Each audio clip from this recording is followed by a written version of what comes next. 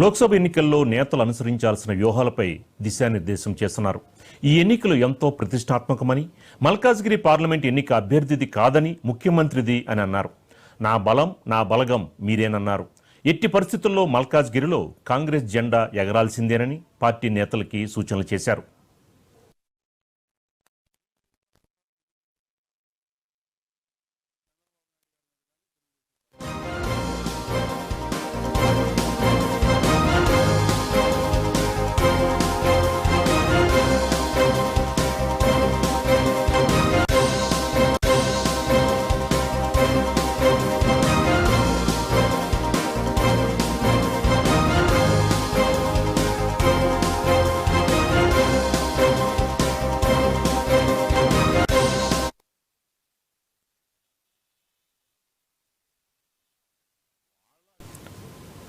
లోక్సభ ఎన్నికల్లో నేతలు అనుసరించాల్సిన వ్యూహాలపై దిశానిర్దేశం చేశారు రేవంత్ రెడ్డి. ఈ ఎన్నికలు ఎంతో ప్రతిష్టాత్మకమని, మల్కాజ్గిరి పార్లమెంట్ ఎన్నిక అభ్యర్థిది కాదని ముఖ్యమంత్రిది అని అన్నారు. దీనిపై మరింత సమాచారం మా కరస్పాండెంట్ సందీప్ అందిస్తారు. సందీప్, మొత్తానికి మల్కాజ్గిరి సీటు సునీతకిచ్చారు. ఇలాంటి పరిస్థితుల్లో ఎలా ఉండబోతుంది, అక్కడ కాంగ్రెస్ యొక్క బలాబలాలు ఎలా ఉండబోతున్నాయి?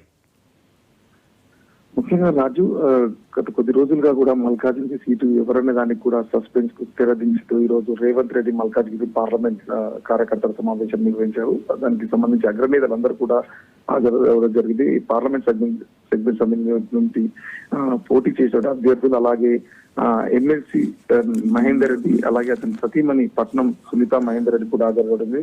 పట్నం సునీత వైపే తమ అభ్యర్థి అనే విధంగా కూడా సీఎం రేవంత్ రెడ్డి సంకేతాలు ఇచ్చారు. తను తప్పకుండా పోటీ గెలిచినటువంటి ఈ సీట్ లో తప్పకుండా మరోసారి కూడా కాంగ్రెస్ పార్టీ గెలవాలి. ఒకవేళ 16 సీట్లు గెలిచి ఈ సీటు ఓడిపోయినా కానీ ఇటు కాంగ్రెస్ పార్టీ తనని ప్రశ్నిస్తుంది, తన సీట్ ఎలా పోగొట్టుకుంటుందని చెప్పేసి కూడా అడుగుతుంది అని చెప్పేసి కూడా చెప్పారు.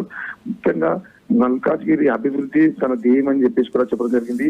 మల్కాజ్గిరిలో ఉన్నటువంటి కంటోన్మెంట్ సంబంధించిన రోడ్లు కావచ్చు, అలాగే జవానార్ డంపింగ్ యార్డ్ కానీ పూర్తి స్థాయిలో వాటిని పరిష్కరిస్తారని, సీఎం అయిన 2 ఏళ్లలో కూడా పూర్తి స్థాయిలో రోడ్లు అలాగే నిర్మాణాలు పూర్తి చేశాను. డిఫెన్స్ సంబంధించి అన్ని సమస్యలు కూడా పరిష్కారం చేశాను. కేంద్రంతో సాహిత్యకారంగా అన్ని కూడా చేశాను. తప్పకుండా మల్కాజ్గిరిలో గత ఎన్నికల్లో ఒక కార్పొరేటర్, ఒక సర్పంచ్ లేని సమయంలో కూడా తను మల్కాజ్గిరి కార్యకర్తలు, ప్రజలు తనను ఎంపీగా గెలిపించి ఈ రోజు ముఖ్యమంత్రి స్థాయికి తీసుకొచ్చారు. అలాంటి సమయంలో తెలంగాణలో కాంగ్రెస్ పార్టీ అధికారంలో సమయం తప్పకుండా ఇక్కడ గెలిచి తీరాలి ఇది అనేది చెప్పేసి కూడా ఇటు నాయకులకు కానీ ఇటు కార్యకర్తలకు దిశానిర్దేశం చేశారు ముఖ్యమంత్రి రేవంత్ రెడ్డి.